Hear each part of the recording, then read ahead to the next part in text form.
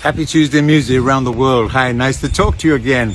Today I did a very strange thing. That's why I'm dressed like this. I got my Harley out and I took a little ride around the hills, you know, and all back at the back of me over here, and to clear my brain. And you could hear that very famous Harley sound in the empty streets, and it was so wonderful. Wonderful roads, empty roads. And I loved hearing it, and I loved being on it. It cleared my head, and I was ready to talk to you, and about a little bit about today. You know, Tuesday, Museday. It comes around so quickly. I can't believe it. You know, I was thinking, when I was 17 years old, I went to a dance hall in Leicester, and I met this young lady, and I'd never had a date in my life before. So I asked her. I said, "Would you like to go out with me?" She said, "Okay," you know. So I went to the local park. We met at the local park, the Victoria Park. It was quite, and on by the Victoria Park is a building, a very famous building, where a lot of performers go. You know, and like Nat King Cole was there, and I saw Johnny Ray, and I saw let me see, I think Johnny Ray. Many artists, many famous artists over there, and bands. I love to go see bands because I wanted to be a musician at that particular time. And so I met this young lady, and we met on Victoria Park, and the building was called the Muppet Hall. And I said, one day I'm going to be I'll sing in that hall one day. I said to her. She said, "You sing in that hall?"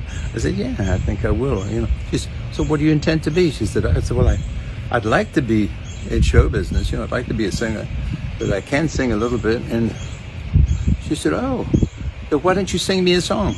Now, I may have told this story before, but it's worth telling again. You know, it's worth it because it's such a great story. I was on the park, and she said, "Go ahead and sing." I said, "I'm a little shy. Would you mind if I turned around and sang the song?" She said, "Oh, go ahead." I said, that's the only way I could do it. And I can remember when I was a little boy, I did the same thing with my father when my father called me and said, "Come and sing for my guests." And I said, "I'll sing if I can sing behind the curtain, under the table, around the door." So he said, "Okay, go ahead. Wherever it is, he said, go ahead and sing." So anyway, I turned around and I sang this beautiful romantic song that belonged to the great Nat King Cole, and it's called "Wanted." Now, a song like that takes about 3 minutes and a bit, you know. So I turned around, and a cappella, I sang this song from my heart, trying to impress, you know. And I finished it and turned around, and she'd gone. She'd skedaddled. In 3 minutes, she'd hit the road. And I looked around, and nowhere in sight could I see this young lady. So I said, "Man, it's her loss." I was joking, of course, when I said that, because I was nobody at the time, and I said, one day I will be somebody, and my dream came true. And the song I sang was one of my favorite person, you know, like Nat King Cole's song was called "Wanted." So there I was on the park, you know, with my back turned to her, singing, "Wanted someone to kiss me and hold me closely, then stole my heart." And I've always been a bit of a romantic, you know. See you next week. That's the song I sang.